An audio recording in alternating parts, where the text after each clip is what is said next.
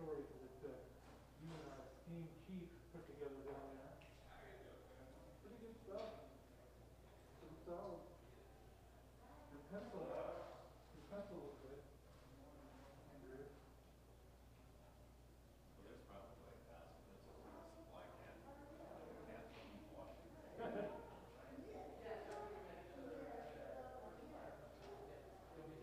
You know, I was down there 21 straight. 21 straight nights.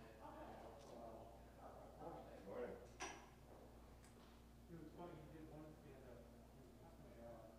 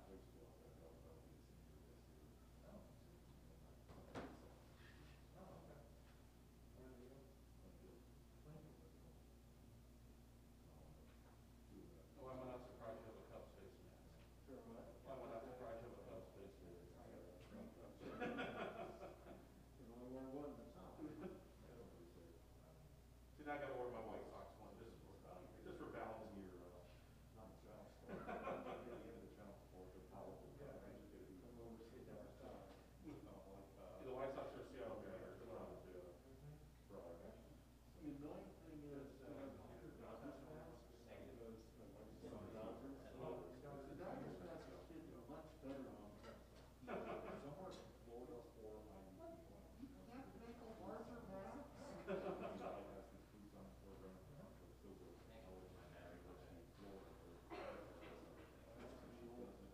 whole thing that right people about doing for your take John the Mass best president.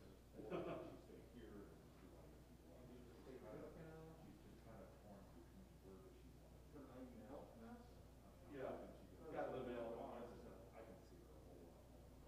So I keep like 3 in the car, just in case. Maybe second one. Throughout one night. Mass take all the way to one. Did I have a couple, like 6 and 895 masks that I bought a long time ago. Just in case this thing mutated. Mutates more. Yes. And I didn't have I got vaccinated, so we're all good, but still. It's one of those, you never quite really know for sure. I think it's only never time where he was like hurricane cases that control.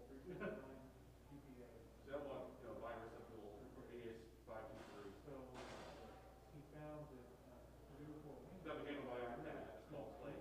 well, the very first word he found based out of Wayne. He was retail. Yeah, again, my iPad is called Slate. Basically breaks down virus and mutated it.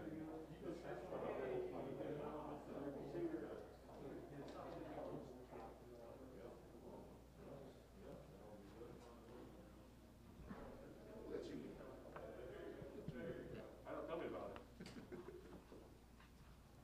Can't practice law all the time. I just gotta do my other job.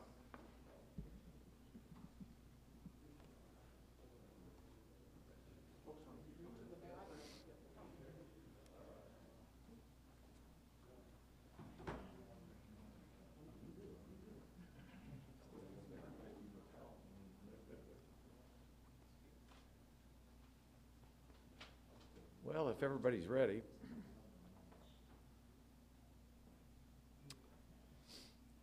Thank you all for joining us today. Certainly my thanks to Pastor Webster for hosting us this morning here at Emmanuel Missionary Baptist Church. Today, thanks to a concerted effort by health and safety officials, community stakeholders, and the leadership of the City County Council, we are announcing critical new efforts to improve the health and safety of the residents that we serve. Today's announcement is the result of both community conversations and nationally recognized best practices. It's also a response to calls for greater accountability within our law enforcement, enhanced focus on violent crime, and a recognition of the role that mental health plays in the safety of our community. Underpinning it all, though, is the conviction that mental or public health is public safety. That has been the motivating belief throughout my time as mayor. It is what has led to the creation of the Office of Public Health and Safety. It led to the goals surrounding the creation of our community justice campus, as well as the first of its facilities to open last December, the Assessment and Intervention Center. It led to the formation of MCAT, which are our mobile crisis assistance teams, and it even has been instrumental in the return to community-based beat policing in the city of Indianapolis. At the same time as we have championed public health, we have also worked to repair the historic mistrust between communities of color and our criminal justice system. Those efforts led to the institution of the first regular body cam program in IMPD history. It led to anti-bias training and de-escalation training, a renewed focus on diversity in our police force, and it has led to record investments in community-led anti-violence organizations. But all the while, as public health and public trust guided reform efforts, the city has experienced record-breaking homicides. Though 2019 saw a decline in homicides for the first time in nearly a decade, a tremendous spike took hold last year in 2020, accompanied by an increase in domestic violence.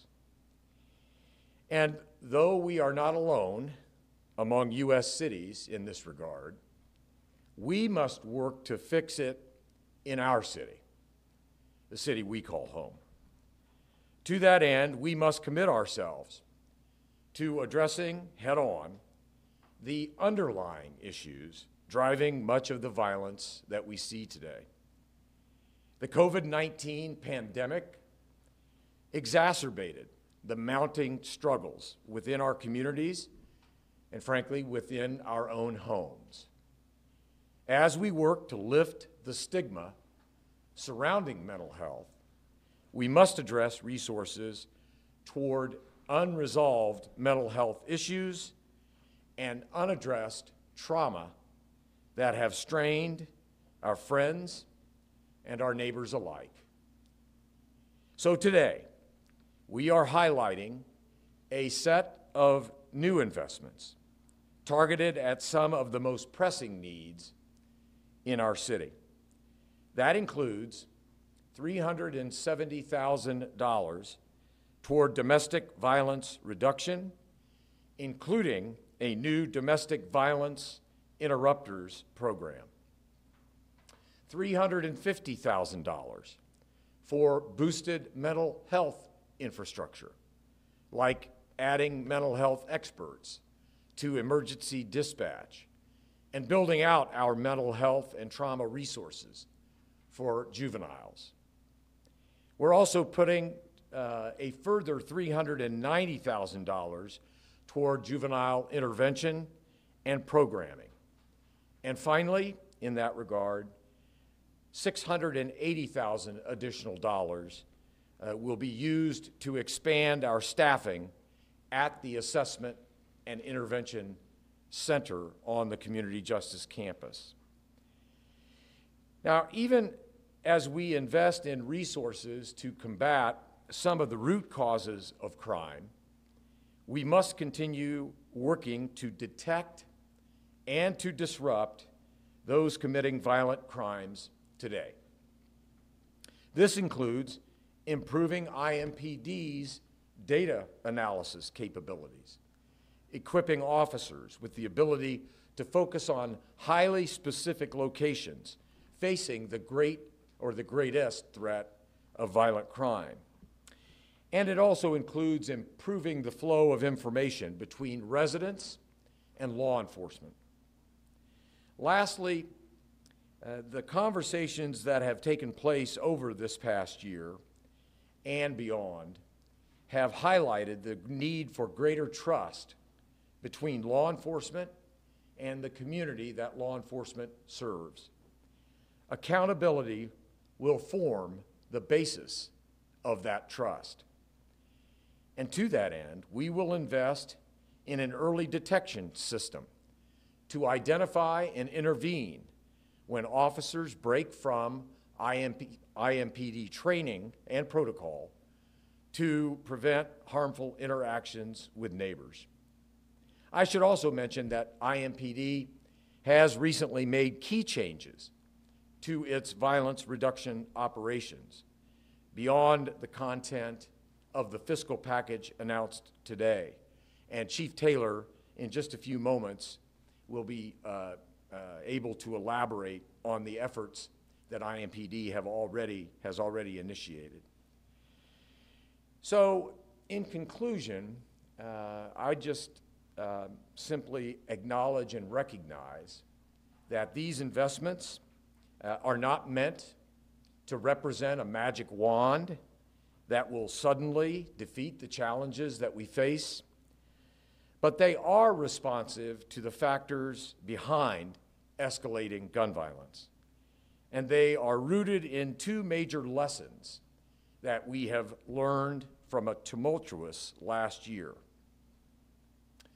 One, the city and our overall system of criminal justice has still far to go to earn the trust of every Indianapolis resident.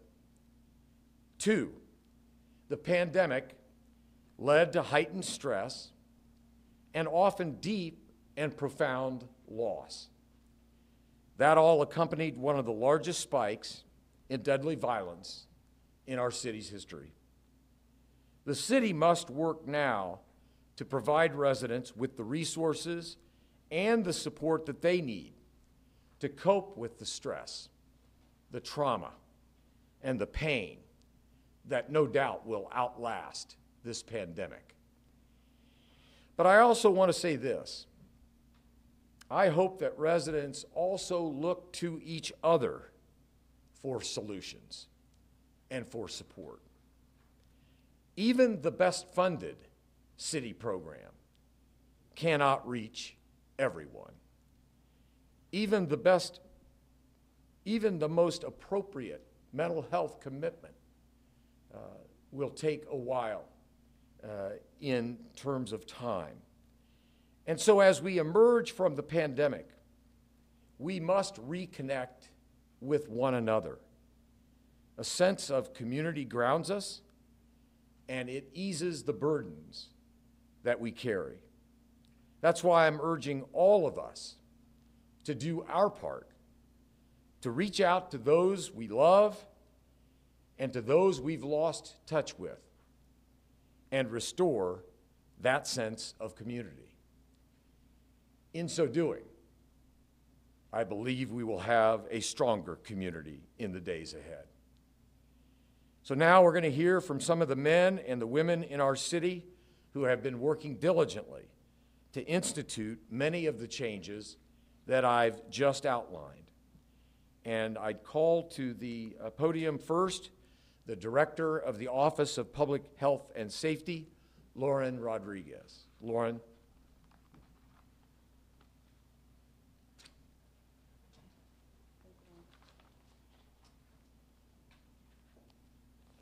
Thank you, Mayor.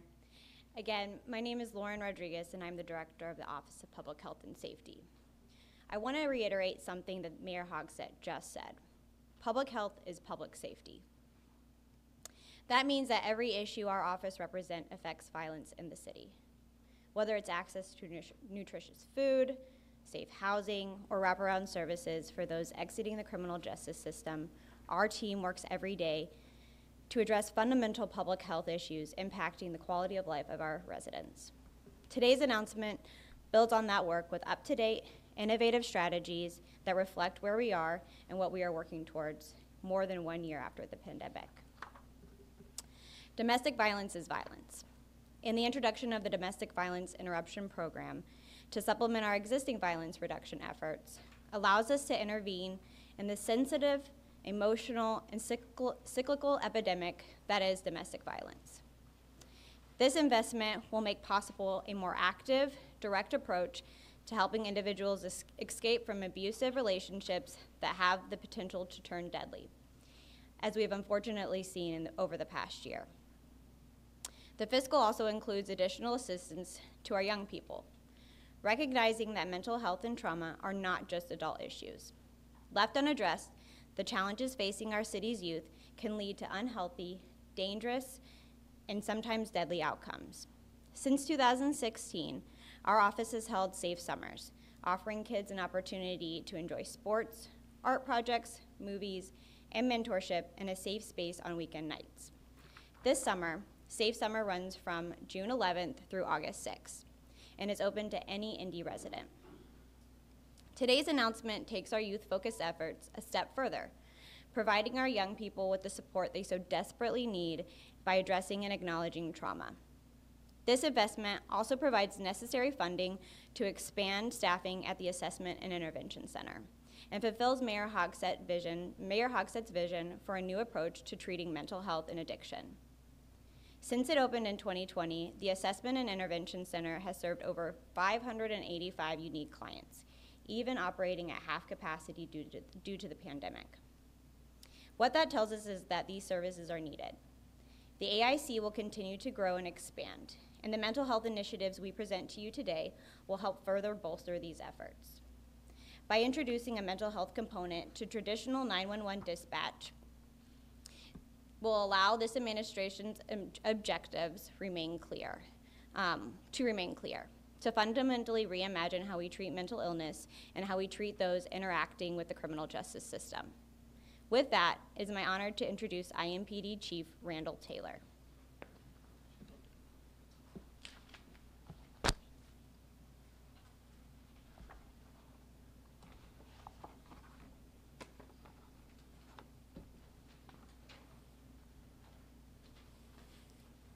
Thank you, Lauren.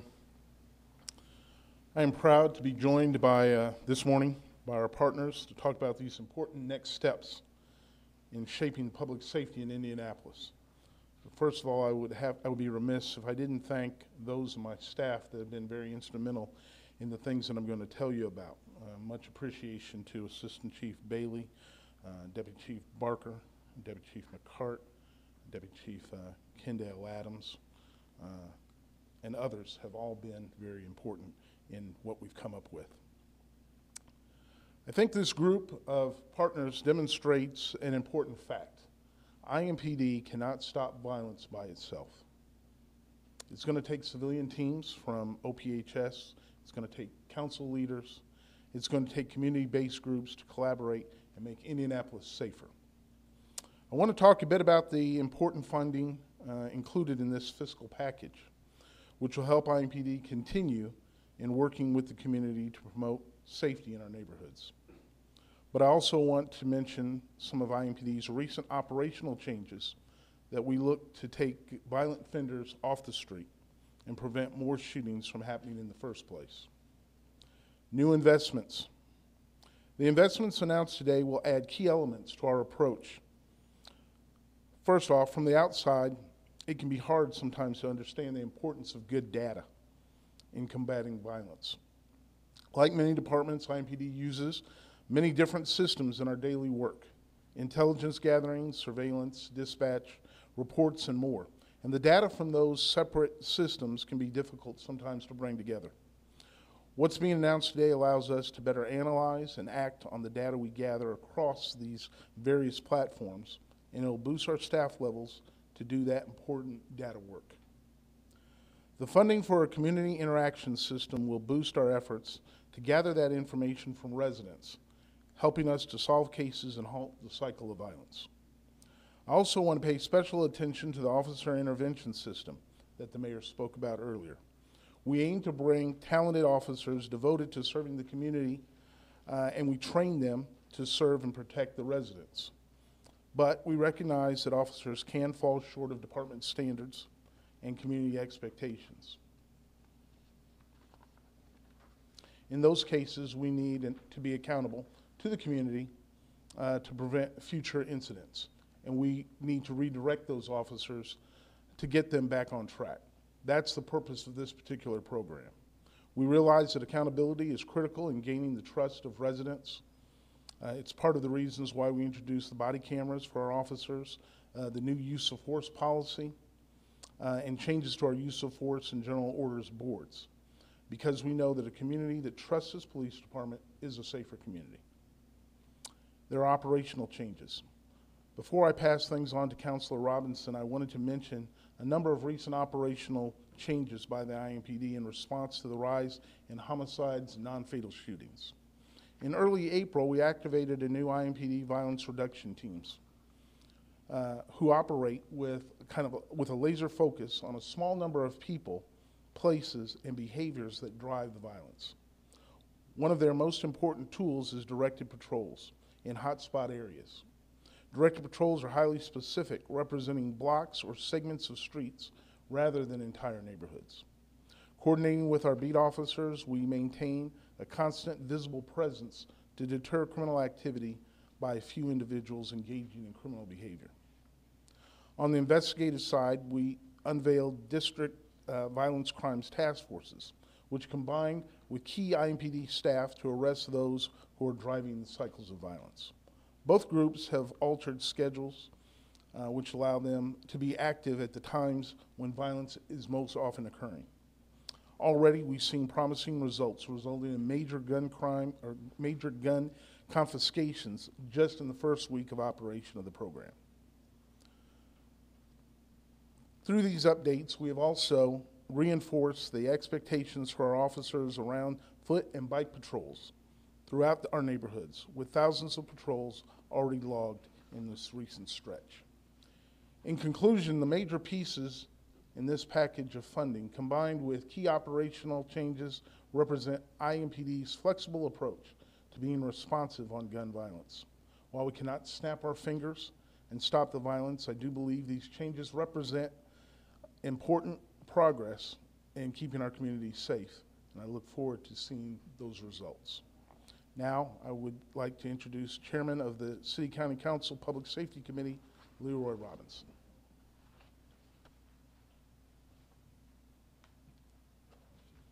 Thank you, Chief. Good morning, everyone. Thank you, Director Rodriguez. Thank you, Mayor Hawksett. And thank you, Brother Pastor Webster, for hosting us this morning. I'm pleased to be here for this announcement of this new investment in public safety. But more than that, I'm pleased that this investment reflects the voices and priorities of our entire community. In addition to those from the Council, IMPD, and Mayor Hawksett's administration, who all work tirelessly on this effort. That's how real change happens, because we're investing both in our ability to respond to the moment to crime and violence, but we're also targeting strategies to help people cope with trauma, to address mental health and or addiction issues, or deal with domestic violence issues as well, which we know have increased dramatically during the pandemic. In fact, if approved, this measure devotes upwards of over $1 million to meet the needs of domestic violence victims and individuals experiencing the type of mental health and addiction crises that in previous years would land them in our Marion County Jail.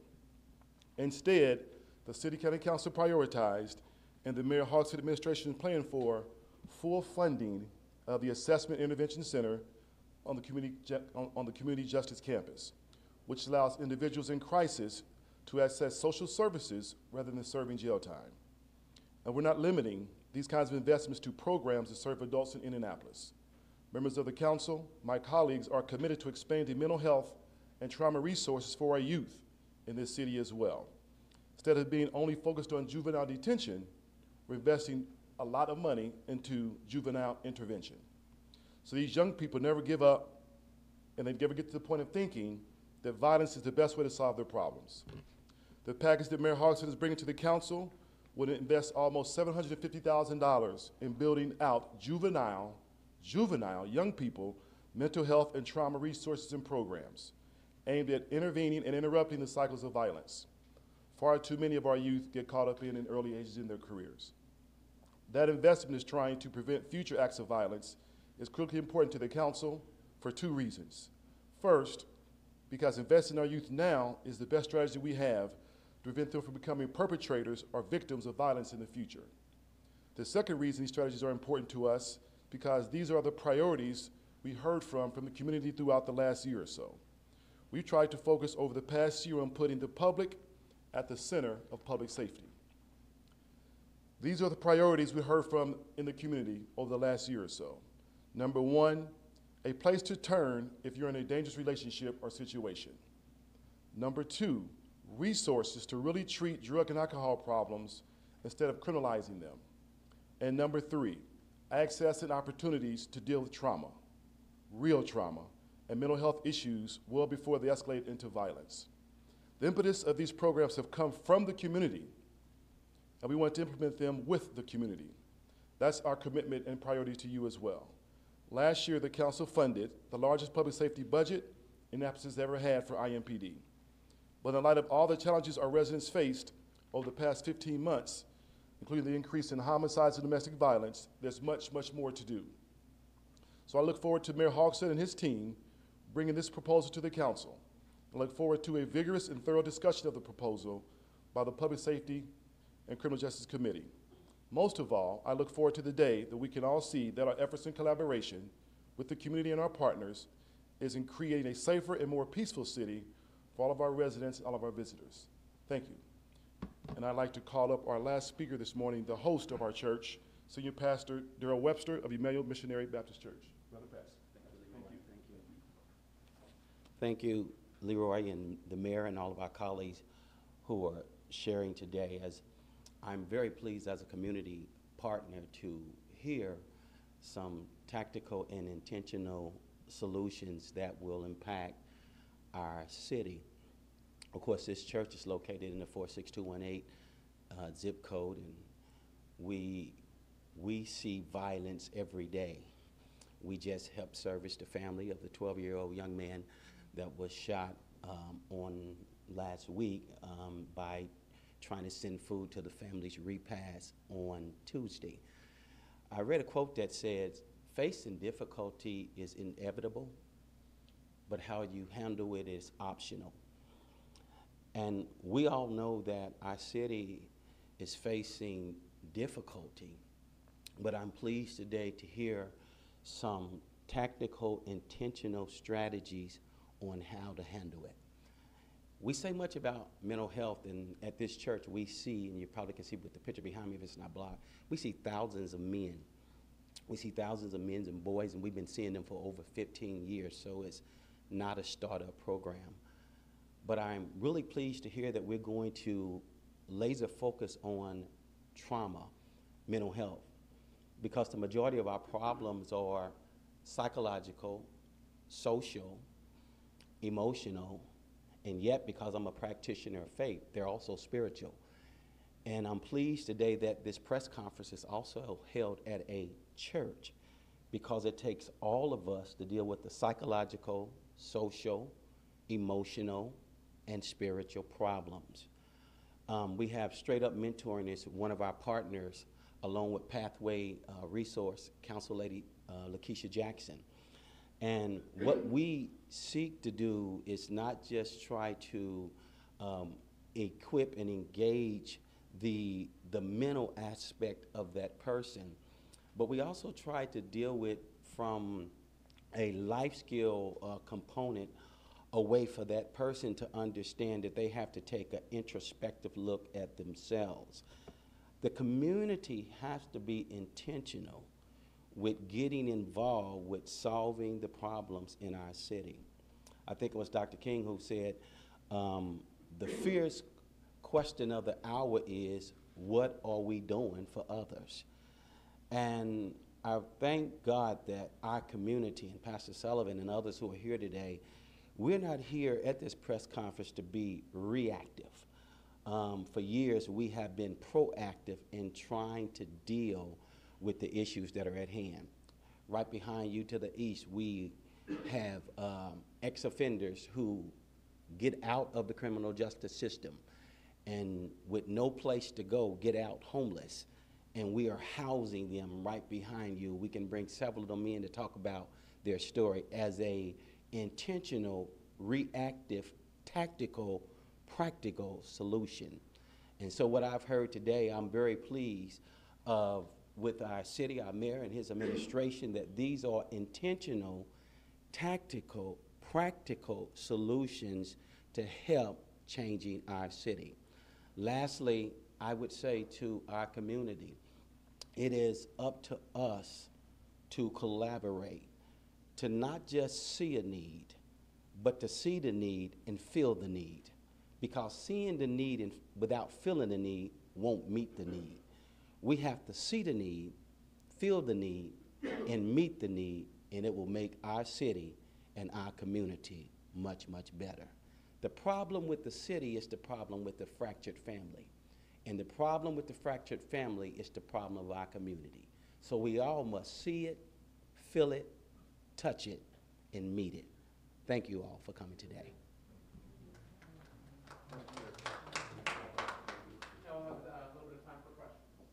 Mr. Mayor, is any of this going to work? Because we seem like every summer we have big announcements for anti-violence preventions, and it seems like our homicide problem is getting worse. Now, granted, we had 3 mass shootings this year, so that kind of skews the numbers a little bit. But is any of this going to work?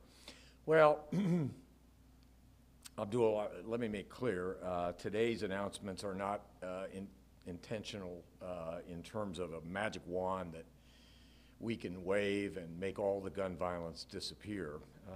I do think that they are substantial investments in the community. They are assessing and acknowledging kind of the underlying root causes in ways that we have not necessarily emphasized before. I'd be remiss if I didn't acknowledge as well that these last 18 months have been extraordinarily difficult for our city. The pandemic has wreaked havoc on many communities. So I think the emphasis today on domestic violence, on our youth, these are interventions that frankly, they are new, they are expanded, but they're also within the framework as well that we have been constructing over the course of the last 4 or 5 years. So, and that's not to mention the data analysis that the chief talked about that I think will go a long way toward assisting IMPD in responding. So it's clear we're up against a formidable challenge. I make no bones about that. Few cities have frankly been able to escape the rising tide of gun violence, but we're here today because we care about our city and we're focused on our city. And we are attempting to combine both community input with national best practices. And I am confident that this is an important step forward. Mayor, already we've had 5 shootings this morning, and I think I saw Reverend Charles Harrison on Instagram and asking you to invite him and the FOP to come and sit down and talk. I invited him here, but he didn't show up. Your reaction to the shootings and your reaction to people like Charles Harrison asking you on social media to call a meeting so they can help you stop this crime. Right. Well, as it relates to this morning, I mean, the gun violence that the city experiences, whether it's this morning or whether it's in previous weeks and months, is unacceptable. And that is why we have been working diligently throughout the last year to come up with the announcements and the approaches that we are announcing and investing in today. As it relates to Charles Harrison, he is a friend of mine, and he and I communicate on a reasonably regular basis.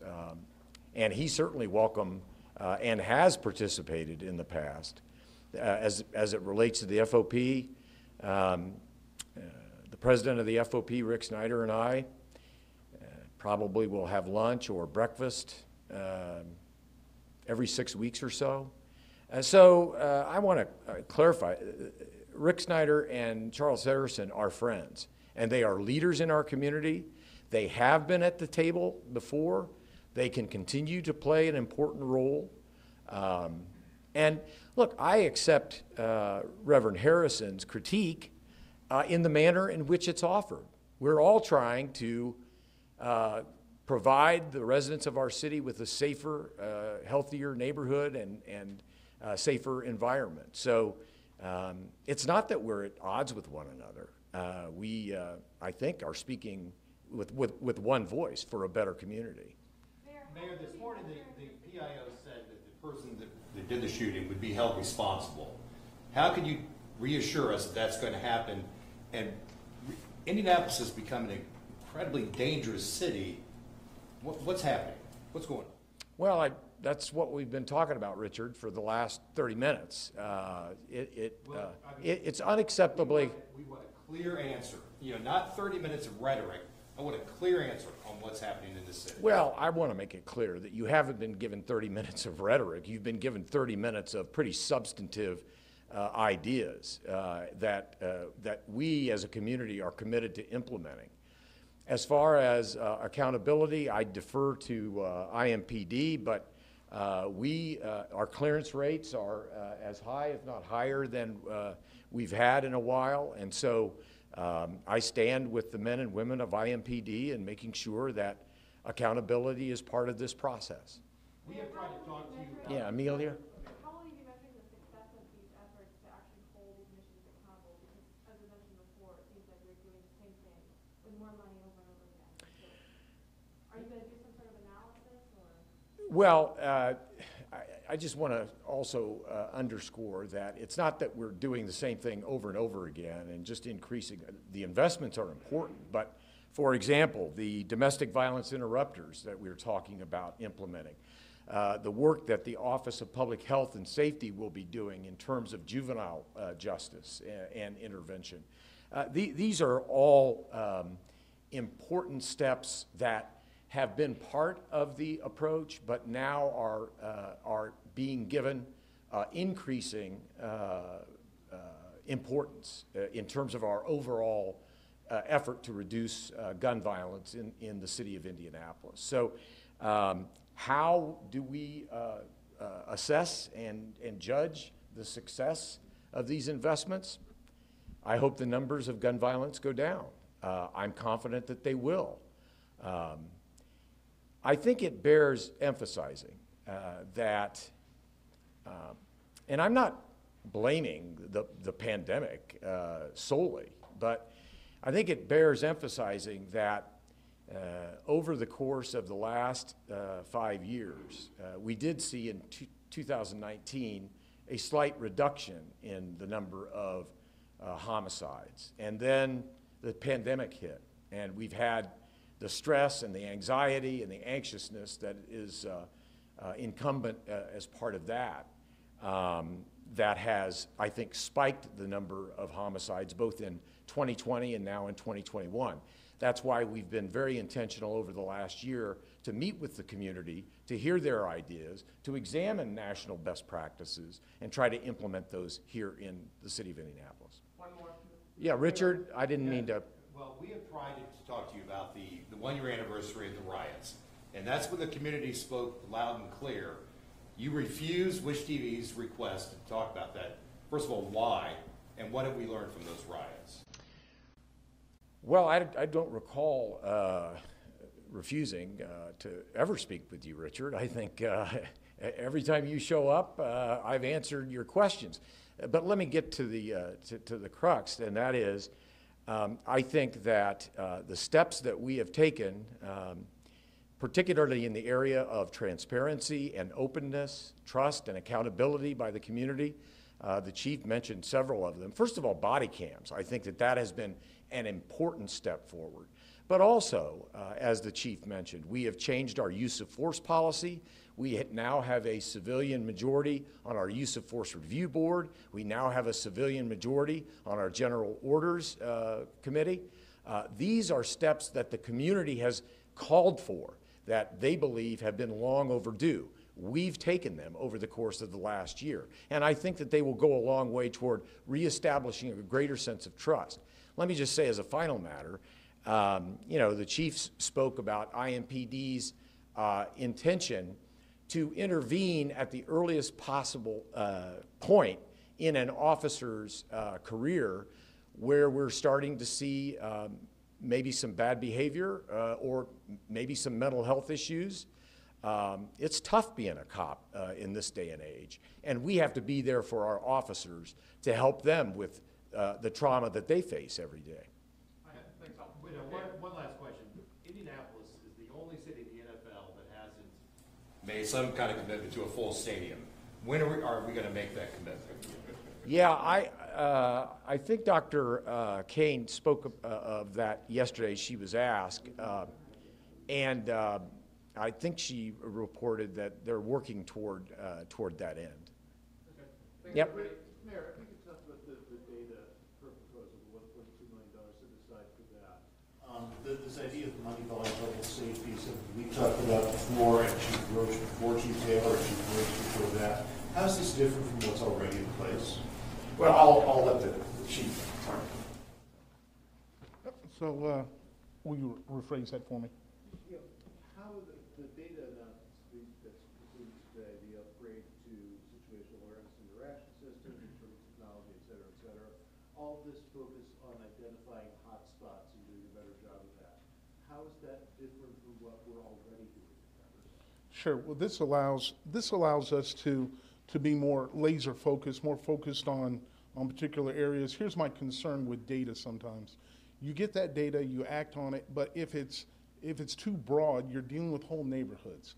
And I've often likened it to if you're fishing in an ocean with a net and you're looking for a certain kind of fish, maybe the crime fish, unfortunately, you cast a big net, you're going to get other kind of fish in there, right, that aren't the crime fish.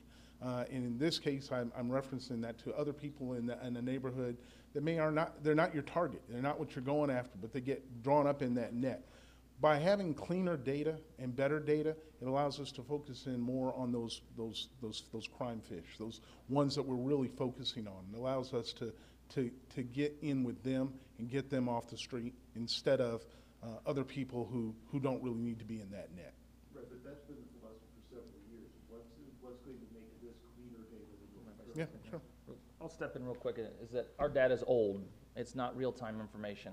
It's siloed information, and there's no capacity at this point to bring it all in into one system and give our officers and our commanders and us as command staff a real-time picture of where crime is occurring and what type of crime is occurring and when it's occurring and where to deploy our limited resources that we have. So this situational awareness tool, once we pick the one we're going to use, brings in the data, it brings it in clean data, in a real-time fashion so that our officers, when they step in their police car every day, our supervisors can direct our officers to a certain location to be visible rather than what we're using now, which is a random type of patrol function.